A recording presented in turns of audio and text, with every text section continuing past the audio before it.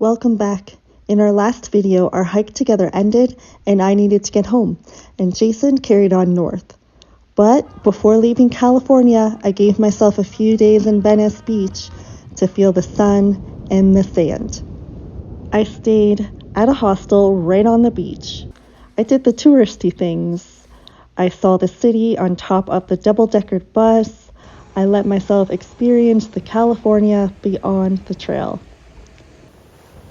At the same time, Jason kept walking north, heading into Kennedy Meadows. He knew that what laid before him would be a challenge. This is what took him out last time he was on trail, but he wanted to give it a try again.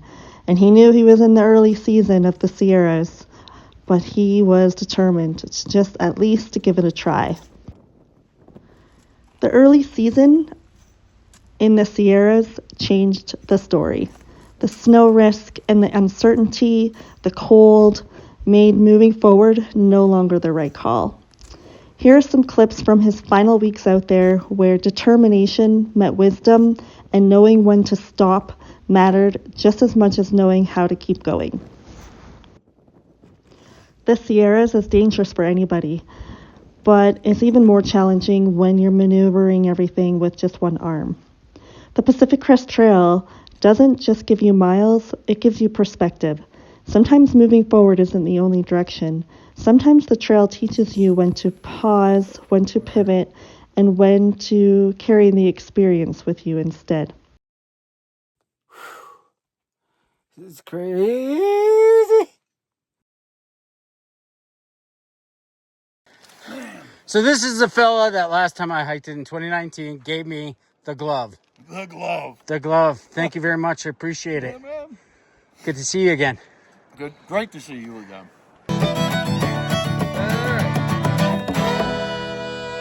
Hey, very good, sweetheart. That was worldwide. So apparently I'm on an ant hill. My tent is covered in ants. Apparently it's right there. But the whole ground is moving. Dummy. We climbed from all the way down there. And everybody is just frantically trying to get stuff in their belly. Because the temperature just dropped like 15 degrees in like 10 minutes.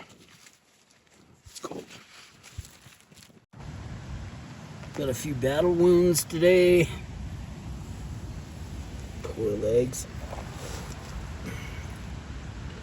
Wet boots. Gotta put them in the bag so they don't freeze. It's gonna be cold. Well, I was lucky enough to get a little piece of dry land. It's on a bit of a slant, but beggars can't be choosy. Been a hard day. A lot of post holing. And looks like we got some nasty weather coming in for a 13,000 foot plus pass. I hope it doesn't get much snow or any. Maybe this will just blow over. Maybe. That was a quick descent through that boulder field. Whew. Hard to breathe up here. Keep on going. Chimney Creek Campground. Around about 2 in the morning. So it's not so cool. It's a little cooler to hike.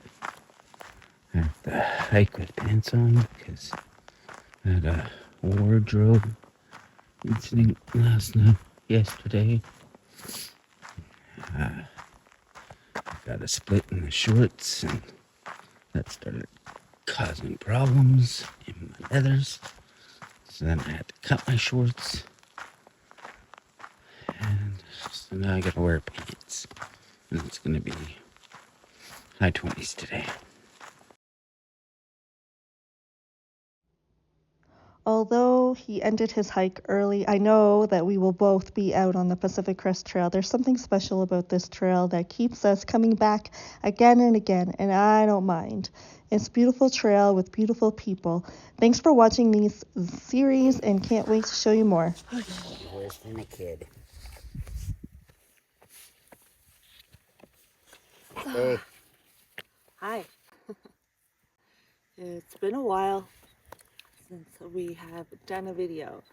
So last video we did, we were both on the Pacific Crest Trail in Tehachapi, and I was saying goodbye to Jason. I was going to Venice Beach for 5 days, so that was really fun.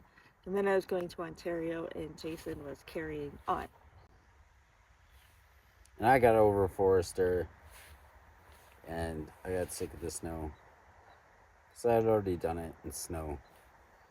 Short and simple, eh? Yeah, it was good.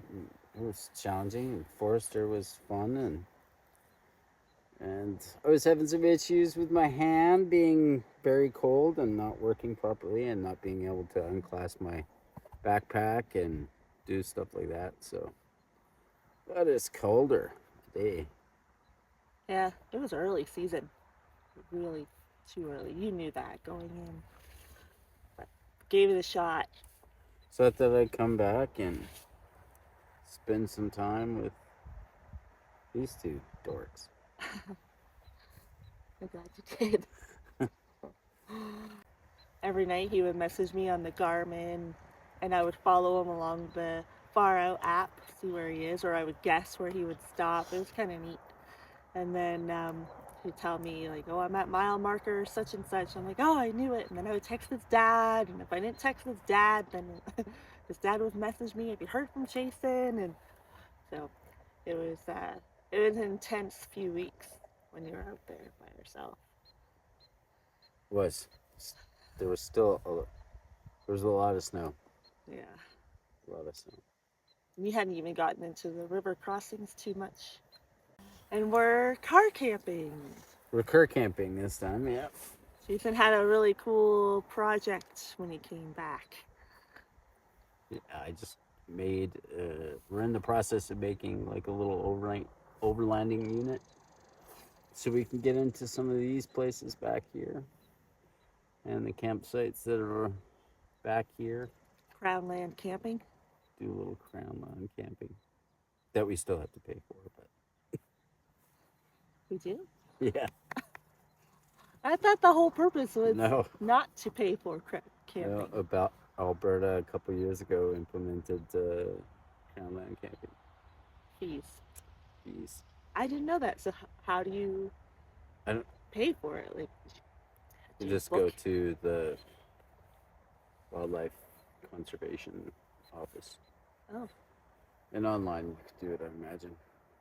I'll find more information about that and let you know. So that's our quick little update, but I want to show you our adventure that we're on currently. It's the long weekend. It's the end of the long weekend, and I'm finally taking some time off. Proper time off. Not really time off. I'm taking my scheduled days off instead of working.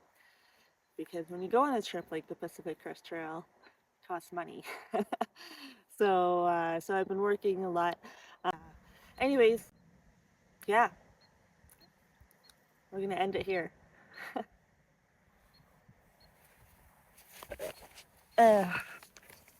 I'll edit the shit out of it.